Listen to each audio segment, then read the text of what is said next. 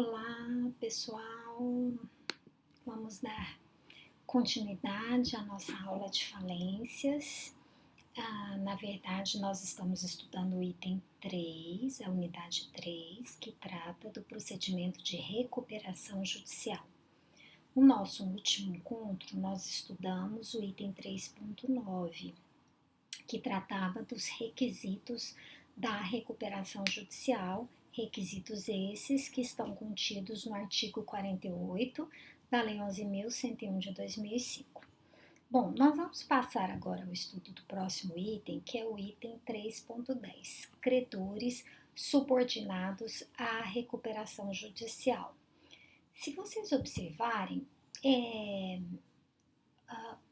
todos os credores, de acordo com o artigo 49, todos os créditos que já estiverem constituídos até a data do pedido de recuperação judicial passam a ser créditos exigíveis no processo de recuperação judicial.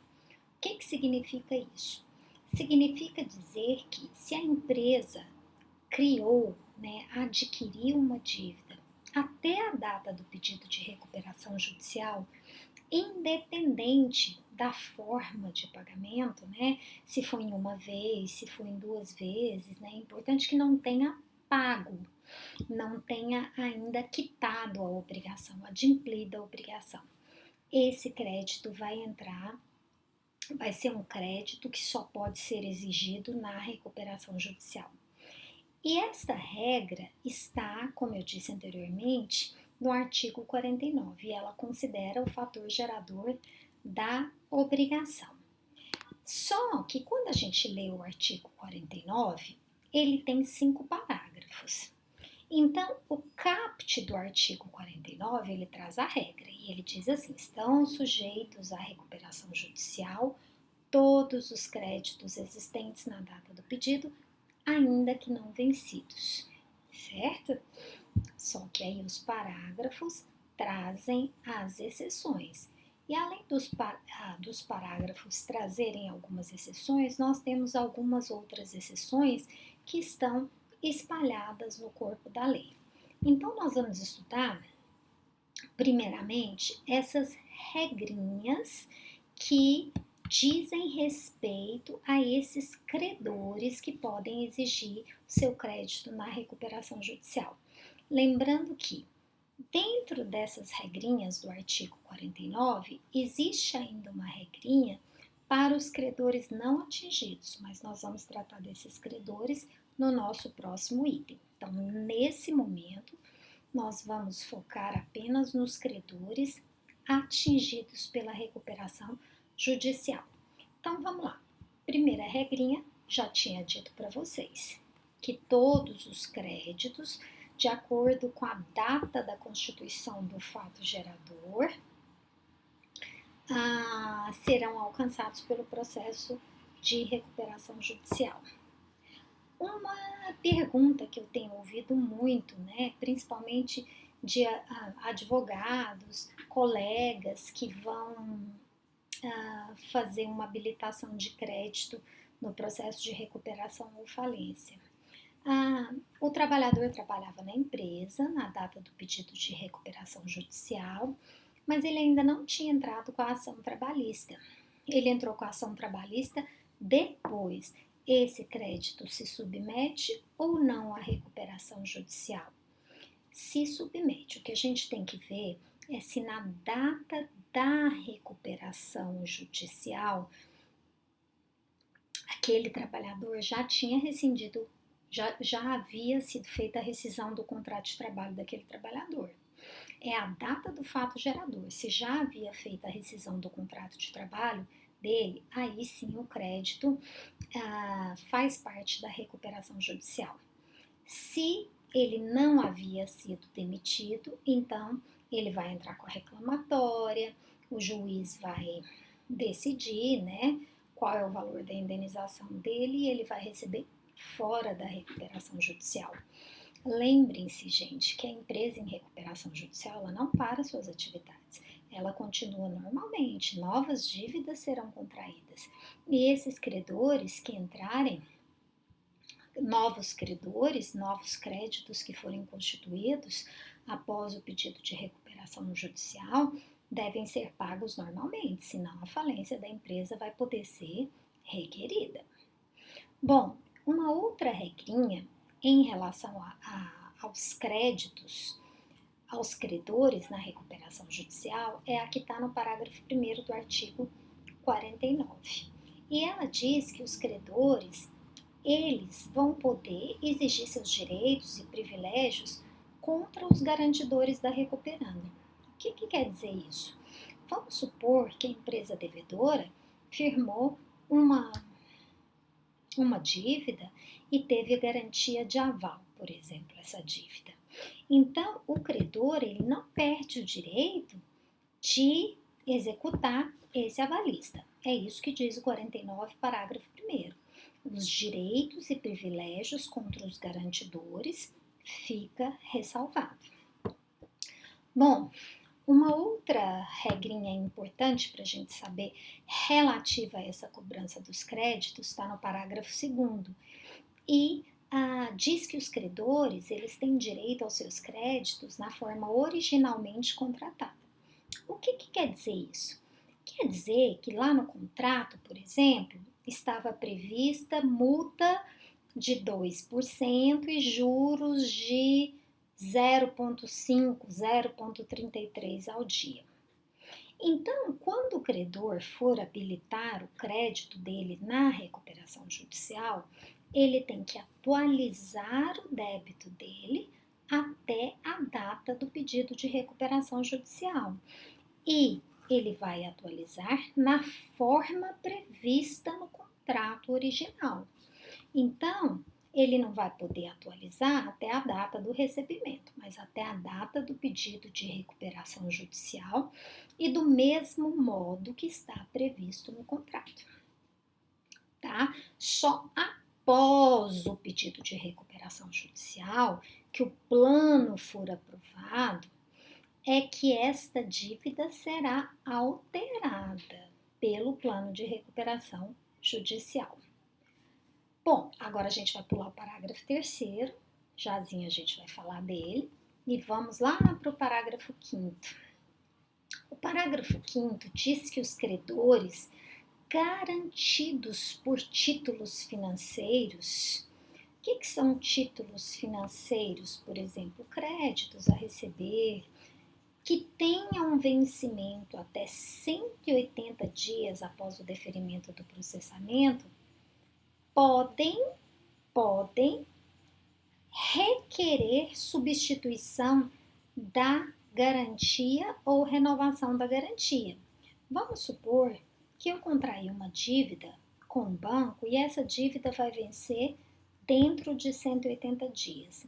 Então, o que o parágrafo 5º está dizendo é que essa garantia que foi dada, ela pode ser substituída ou renovada por outro, à medida que a recuperanda comece a recebê-los, uma vez que esses valores que forem recebidos pela instituição financeira fica depositado em conta vinculada.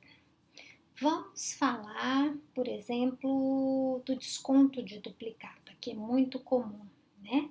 A empresa está precisando de dinheiro, ela vai no banco, ela pega um financiamento e deixa a título de garantia com o banco os recebíveis dela, as duplicatas que estão por vencer serão recebidas diretamente pelo banco. Eu já peguei o dinheiro com o banco tem que receber a dívida. Como que a instituição financeira irá receber essa dívida? Através dessa cessão de créditos que eu fiz para ele, dessa cessão dos meus recebíveis. Eu iria receber, não vou receber mais diretamente na minha conta, vai ser transferido diretamente para a instituição financeira. Então, o que o parágrafo 5º está dizendo é que quando for firmado esse tipo de garantia, todas as vezes que for firmada, pode haver substituição ou renovação da garantia. Por quê? Porque se o banco receber, esse dinheiro vai ficar bloqueado, esse dinheiro vai ficar preso lá na conta da instituição financeira. Na prática, fica lá na conta da instituição financeira. A gente tem que entrar com uma ação individual para conseguir liberar esse montante, para conseguir substituir essa garantia, porque os bancos não cedem e não fazem essa substituição ou renovação da garantia espontaneamente. Uma outra regrinha sobre esses créditos, sobre os créditos inseridos na recuperação judicial, está lá no artigo 50, parágrafo 1º. E essa regrinha diz que os credores que têm garantia real, hipoteca, por exemplo, têm que aprovar a supressão ou a substituição dela. Então, se eu sou um credor dentro do processo de recuperação judicial por garantia real, por exemplo, existe uma hipoteca, então, se eu quiser substituir, eu devedora quiser substituir esta garantia por outra, o credor tem que concordar. Diferente da regra anterior, lá do crédito de recebíveis. Lá no crédito de recebíveis, eu não sei se vocês se lembram, mas a lei fala que a garantia pode ser substituída ou renovada. Aqui não. Aqui a lei fala que os credores de garantia real têm que aprovar a supressão, tirar a garantia ou substituição dessa garantia por outra. Uma outra regrinha em relação a esses créditos que são recebidos na recuperação judicial está no parágrafo 2º. Se eu sou um credor em moeda estrangeira, eu passo a ter direito à conversão do valor do meu crédito para a moeda nacional pelo câmbio, não do dia do pedido de recuperação, mas do dia do pagamento. Essa é a regra geral. Exceção, se tiver previsão diversa no contrato, tá? Ou no contrato, ou se no plano de recuperação judicial for aprovado de forma diferente. Então, crédito em moeda estrangeira, conversão na moeda nacional pelo dia do pagamento. Mais uma regrinha. Se eu sou credor, eu posso ou não constituir comitê de credores. Os credores têm a faculdade, eles não têm o dever de criar comitê de credores, mas eles têm faculdade. Como eu disse para vocês em outra oportunidade, é um órgão, salvo engano eu disse isso no fórum, né? É um órgão em que o trabalho é gratuito, não é remunerado. Apenas aquelas despesas de aluguel, coisas assim, podem ser reembolsadas pela recuperanda, mas é um órgão não remunerado. Então, tem que ter um credor, né, que tome frente, que vai realmente querer assumir esse encargo. Bom, e a última regrinha, em relação a esses créditos, a decisão dos credores, é que eles podem deliberar, eles podem decidir em qualquer momento do processo sobre a transformação ou convolução da recuperação judicial em falência.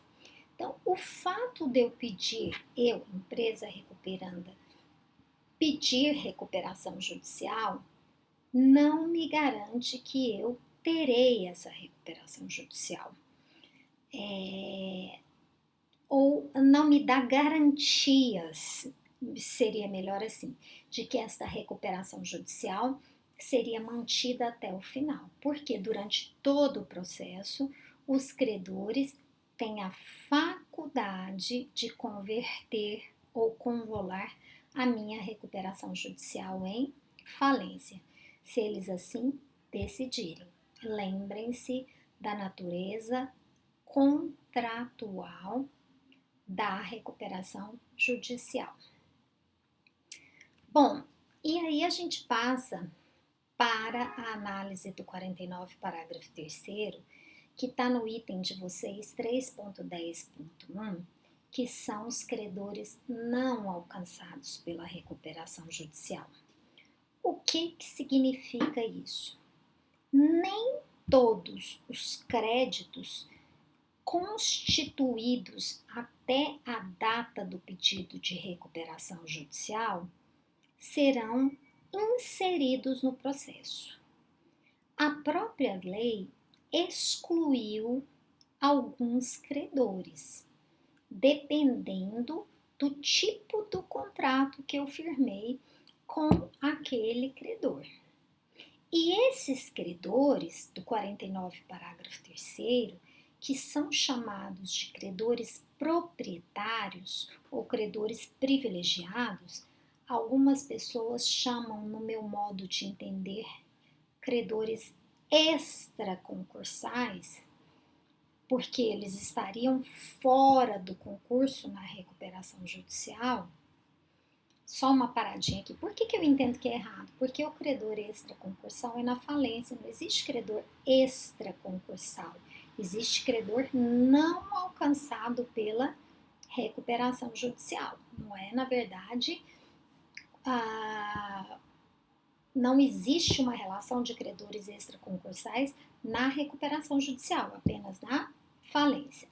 Então, esses credores que não participarão do concurso, eles podem continuar na ação de execução normal contra a empresa para ir atrás dos bens que foram dados aí em garantia através de um contrato. Então, mais o artigo 6º, que nós já estudamos anteriormente, diz que durante o prazo de 180 dias, esses bens que forem considerados essenciais à manutenção do estabelecimento não podem ser retirados de dentro do estabelecimento empresarial. Então, apesar das ações de execução continuarem normalmente em relação aos chamados credores não alcançados, eles não poderão, em tese, fazer busca e apreensão desses bens durante o chamado stay period. Quais são esses créditos excluídos da recuperação judicial, que além de estar no parágrafo 3º, a grande maioria tem um que está relacionado no parágrafo 4º. Quais são eles? É o credor fiduciário de bens móveis ou imóveis, é o arrendador mercantil, é o proprietário ou promitente vendedor de imóvel, é o proprietário com contrato de venda com reserva de domínio. Os credores fiscais também nós já sabemos, né? Ele não está no artigo 49, mas nós já sabemos. E o que está no parágrafo 4º é o credor de adiantamento de contrato de câmbio. Vamos voltar aqui e vamos falar sobre cada um deles para a gente entender. Então vamos lá.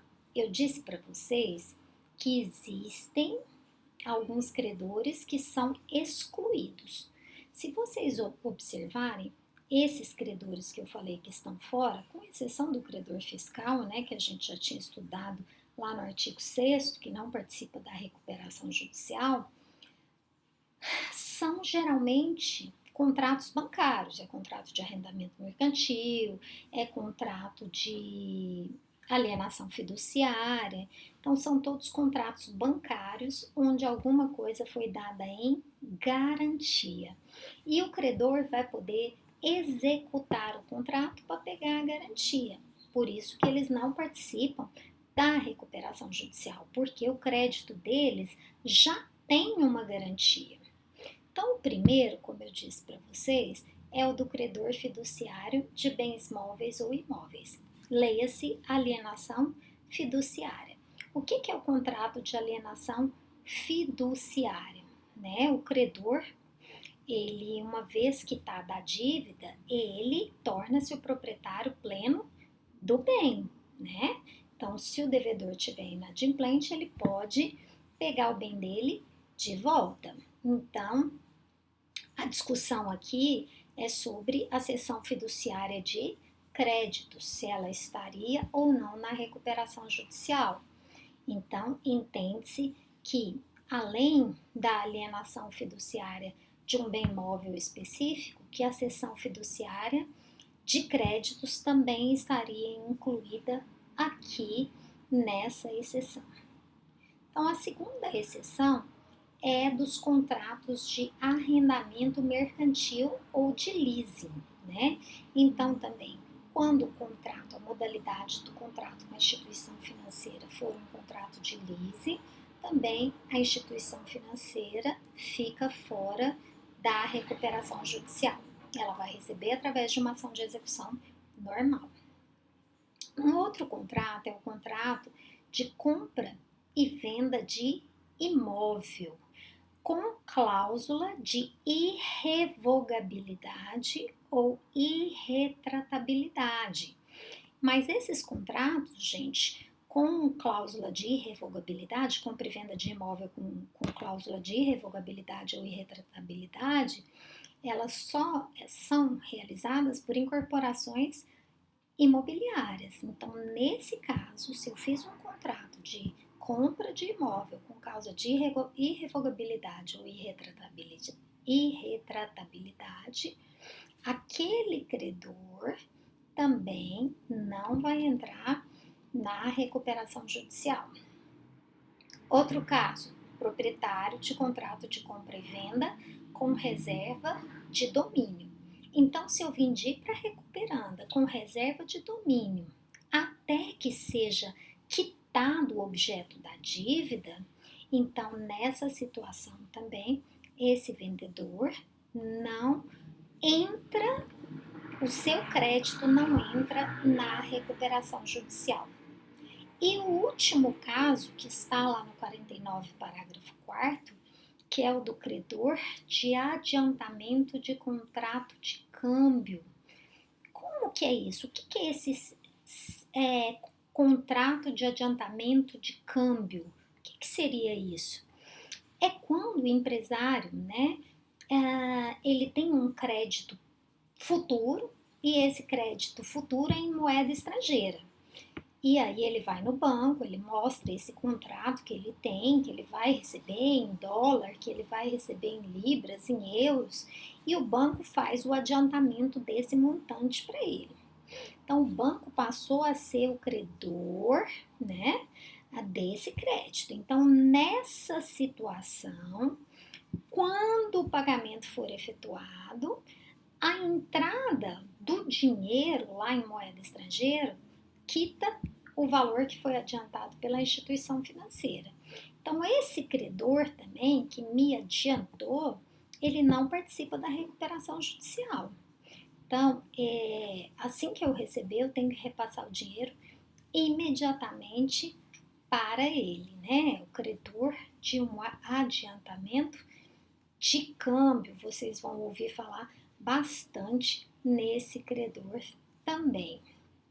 Então, gente, esses são os chamados credores não alcançados pela recuperação judicial, chamados de credores proprietários, previstos aí no parágrafo 4º, 3º e 4º do artigo 49 da Lei 11.101 de 2005.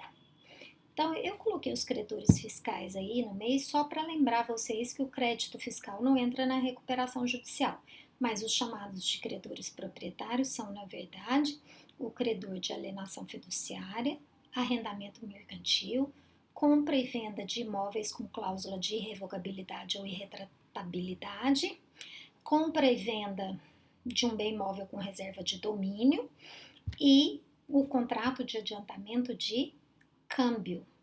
Espero que vocês tenham gostado. Postem suas dúvidas no chat, se for no horário da aula. Se for fora do horário da aula, por gentileza, postem suas dúvidas no fórum e eu responderei assim que for possível. Muito obrigada a todos, fiquem com Deus.